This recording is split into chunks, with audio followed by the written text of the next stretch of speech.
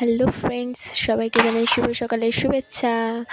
আজকে আমি সকালবেলা উঠে গিয়েই দেখি গাছে প্রচুর ড্রাগন হয়েছে, তাই দুটো ছিঁড়ে নিয়ে আসলাম। এই দুটোই পেকেছিল।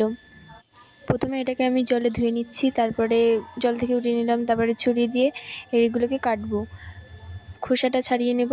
এবার খোসা আমার ছাড়ানো হয়ে গেছে। কালারটা খুব সুন্দর, গাঢ় গাঢ় মতন দেখতে আর কি। এটাকে কাটতেও খুব সুন্দর লাগে, বেশ নরম তো, ছুরি দিয়ে কাটতে হেবি সুন্দর লাগে।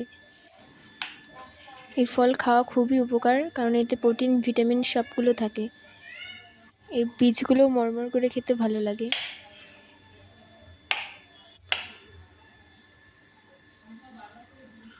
খুব সুন্দর। এবার একে আমি ডিজাইন করে নেব একটু। প্রথমে আগে মাঝখান দিয়ে কেটে নিচ্ছি, তারপরে আবার সাজিয়ে নেব। প্রথমে 8 পিস আমি কাটলাম, তারপরে আবার সরু সরু করে কেটে ডিজাইন করে নেব। দেখো ডিজাইনটা কিন্তু খুব সুন্দর হয়েছে।